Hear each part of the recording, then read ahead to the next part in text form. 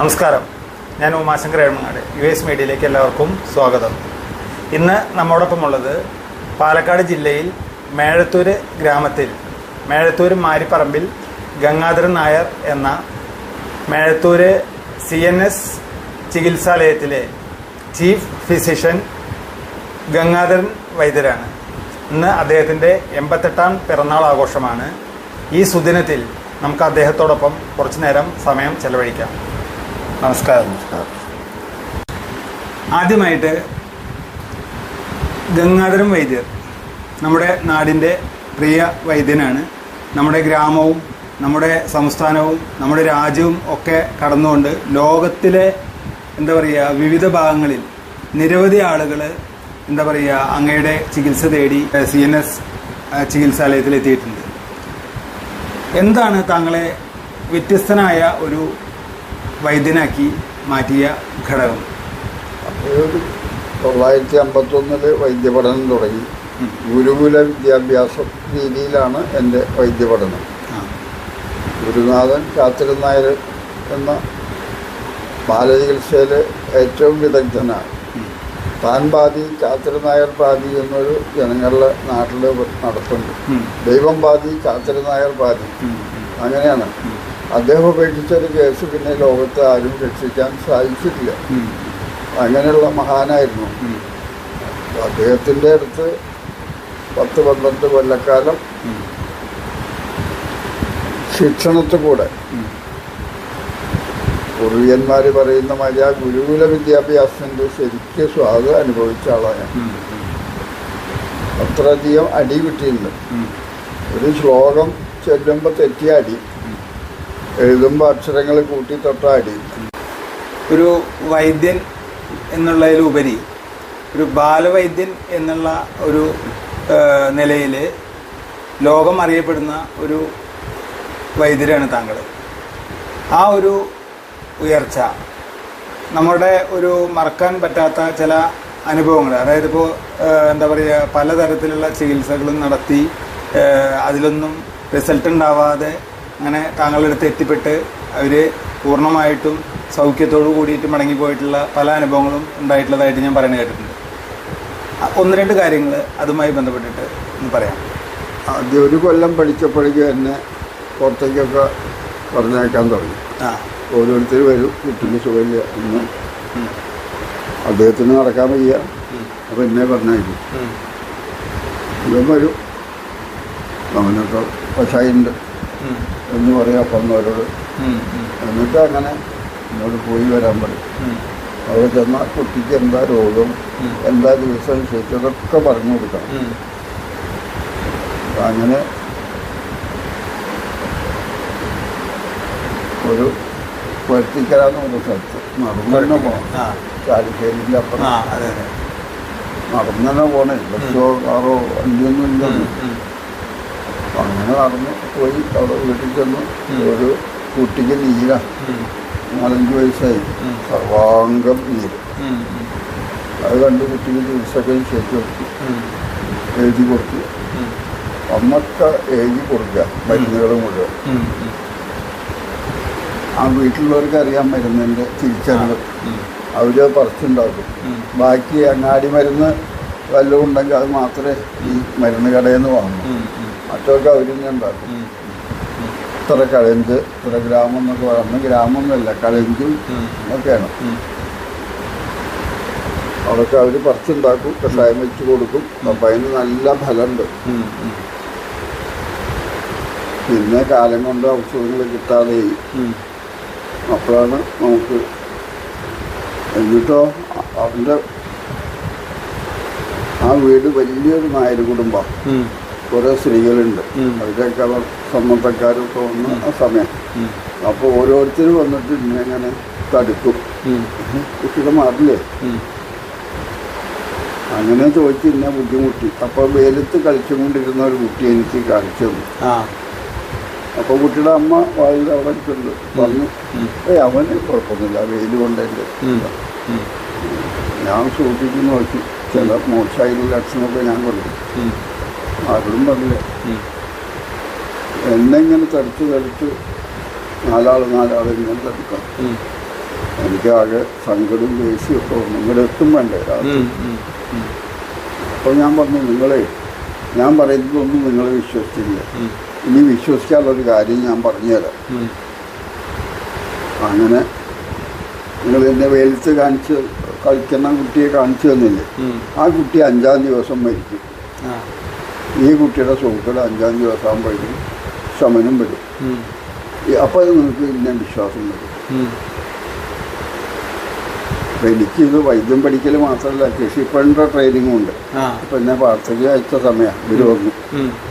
5-ാം ദിവസം 6-ാം ദിവസം രാവിലെ, 5-ാം ദിവസം രാത്രി ഈ പറഞ്ഞ കുട്ടി മരിക്കുകയാണ് ചെയ്തു. ശരി. മറ്റേ കുട്ടിയുടെ വേഗമായി പറഞ്ഞ മാതിരി തന്നെ പറഞ്ഞു.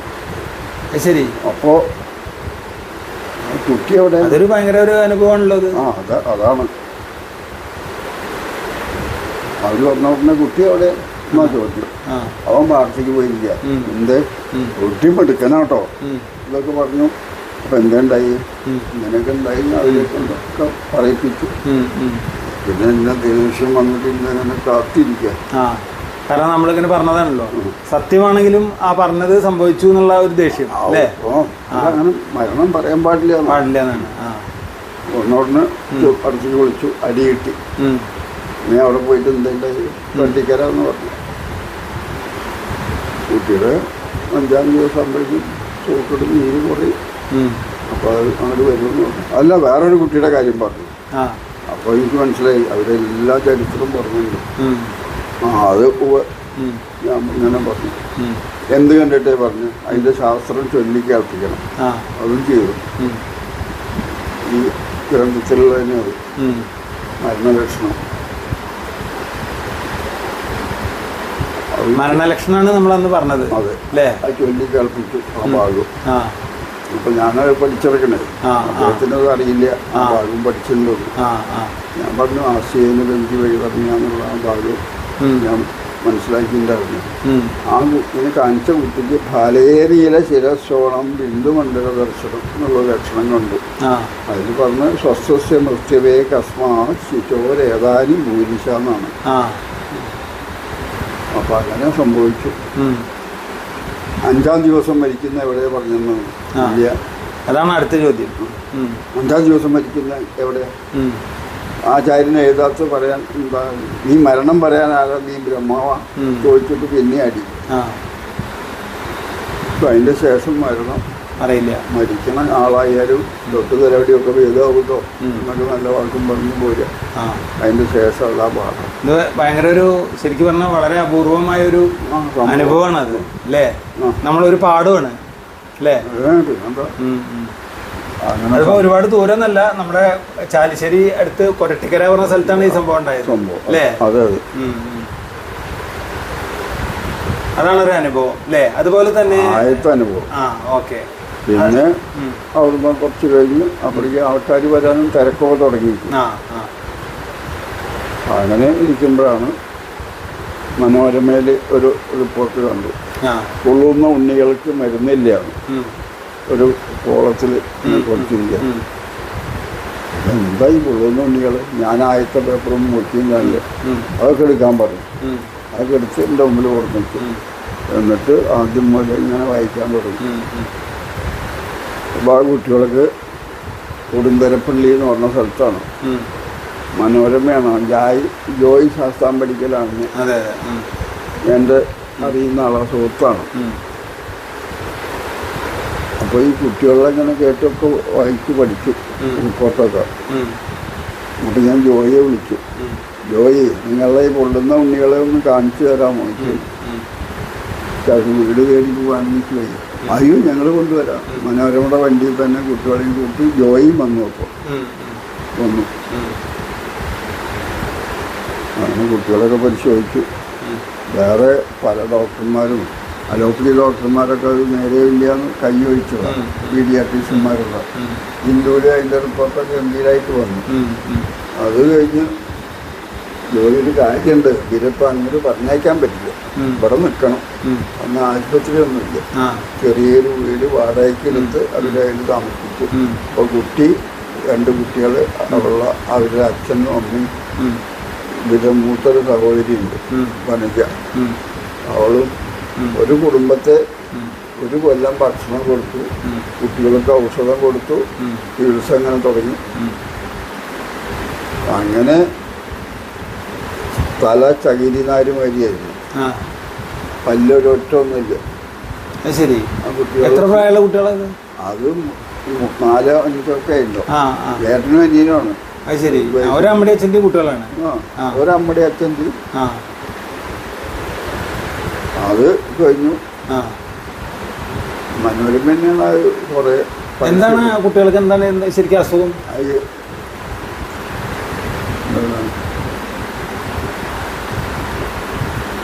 ശ്വേതഗ്രന്ഥി ഇല്ല. അത് ശരി. വേർപ്പ് പൊടിയില്ല. അതാണ്. അത് എന്തുകൊണ്ട് വന്നു? കുട്ടികളെ അടുത്ത് നിർത്തിയൊക്കെ പരിശോധിച്ചപ്പോൾ വെയിൻസ് ധാരാളുണ്ടായിരുന്നു, കിഡ്നിയുടെ കൂടെ മനസ്സിലായി. അതാ എനിക്ക് ചികിത്സിക്കാൻ ധൈര്യം വന്നു. ജോയി ഒരു കാര്യം വേണോ, ഞാൻ പിന്നെ ഇവിടെ നിർത്താം. ഒരു ചെറിയ വീട് അപ്പോഴേക്കും അന്വേഷിച്ചു, ഒരു ക്വാർട്ടേഴ്സ് കിട്ടി, അതിൽ താമസിപ്പിച്ചു. വാടക ഞാൻ കൊടുക്കും, ഭക്ഷണത്തിന് വേണ്ട സാധനങ്ങളൊക്കെ ഞാൻ കൊടുക്കും. കുട്ടികളെ വിളിച്ചാൽ അമ്പലത്തിൽ പോകും, അയ്യപ്പൻ്റെ അവിടെ പോയിട്ട് പ്രസാദം തീർത്തൊക്കെ കുടിക്കും, മലരും കദളിപ്പഴം വേദ്യം അതും കഴിക്കും. എന്നിട്ട് വന്നിട്ട് ഔഷധം കൊടുക്കാം. വീട്ടിൽ വന്നിട്ട് ഞാൻ തന്നെ മരുന്ന് കൊടുക്കാം. അങ്ങനെ ഒരു കൊല്ലം കഴിഞ്ഞു. 5-6 മാസം കഴിഞ്ഞപ്പോൾ അവർക്ക് വ്യത്യാസമൊക്കെ വന്നു. ഇത് കുറച്ച് സഹിക്കാമെന്നായി.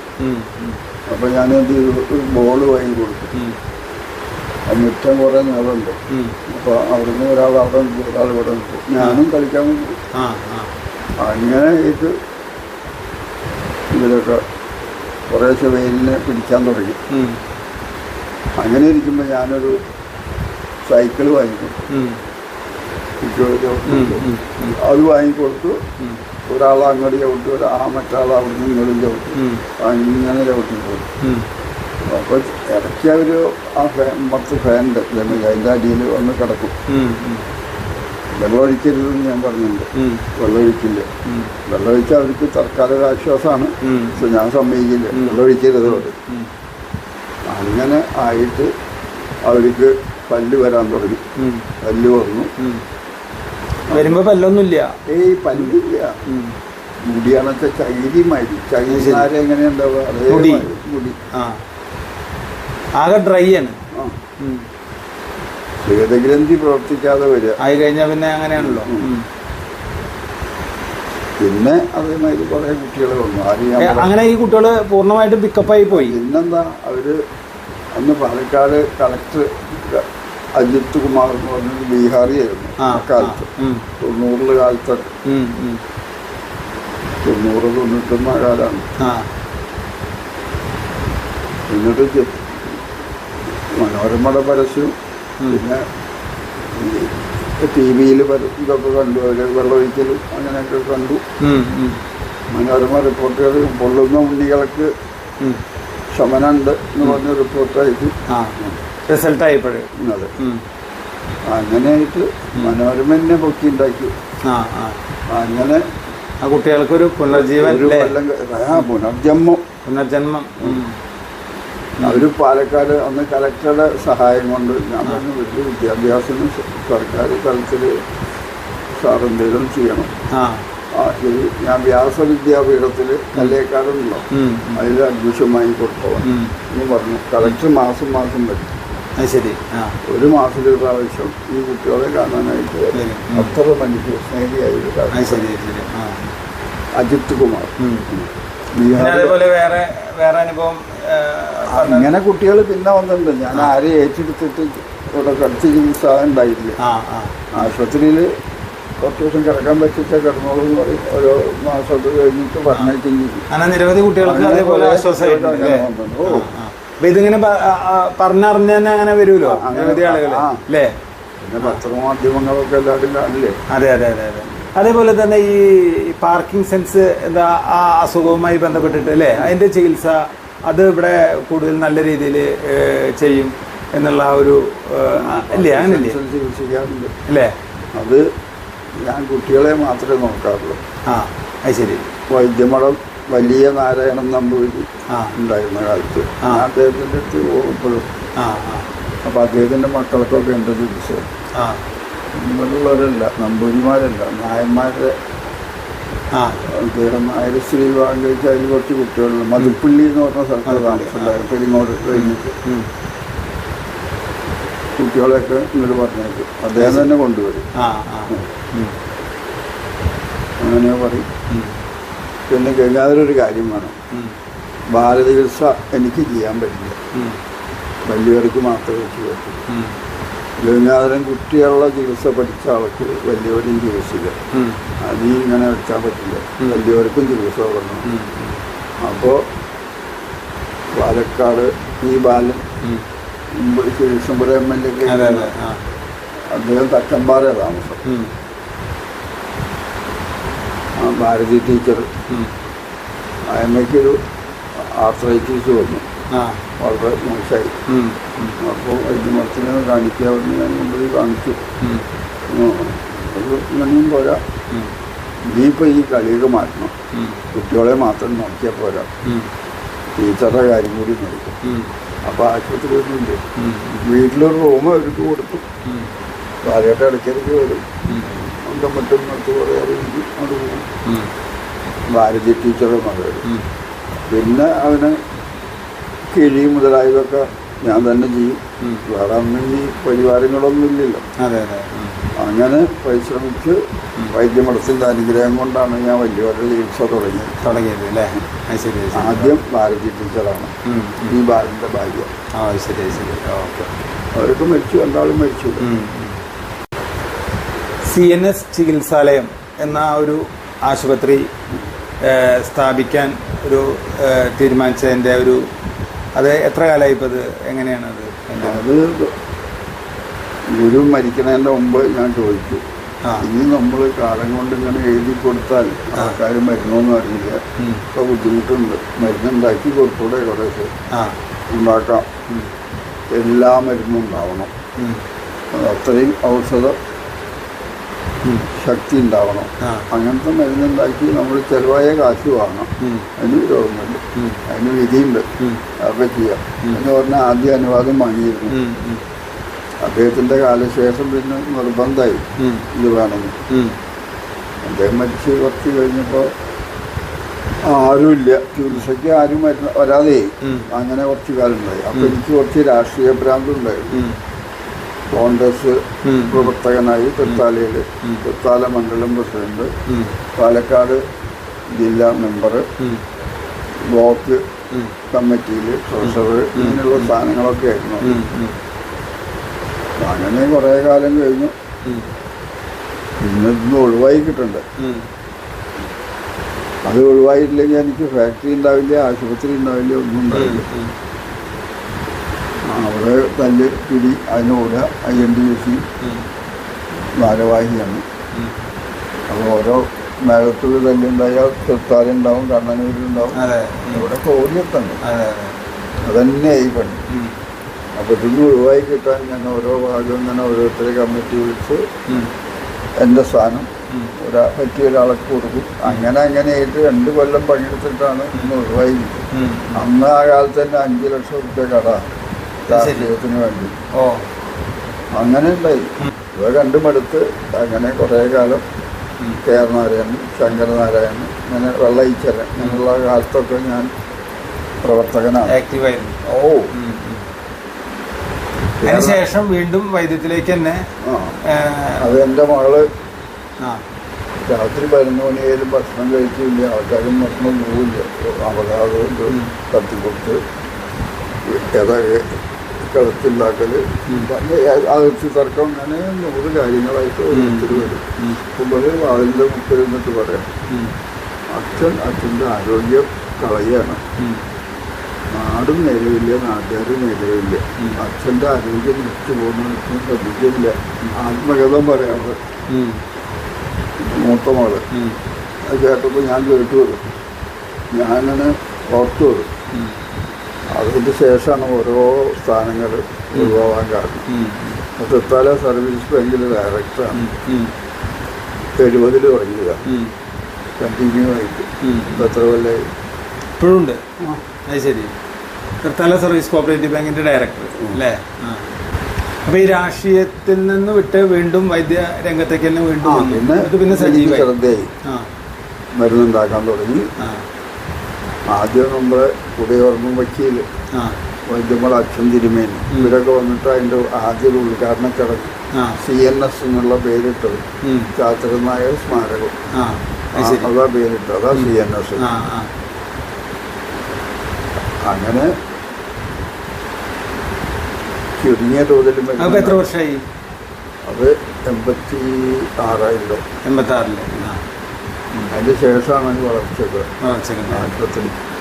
പിന്നെ ഫാക്ടറി ചെറിയ മട്ടിലും തുടങ്ങി. അതിൽ സ്ഥലം മതിയാവാതെ മരുന്നുണ്ടാക്കാൻ ആവശ്യക്കാർ കൂടി മരുന്നുണ്ടാക്കാനുള്ള സാഹചര്യം ഇല്ലാതെ. അപ്പോഴാണ് ഇപ്പോൾ അതിൻ്റെ കിഴക്കേ ഭാഗം സ്ഥലത്താണ് പിന്നെ ഒരു ഫാക്ടറി ഉണ്ടാക്കി.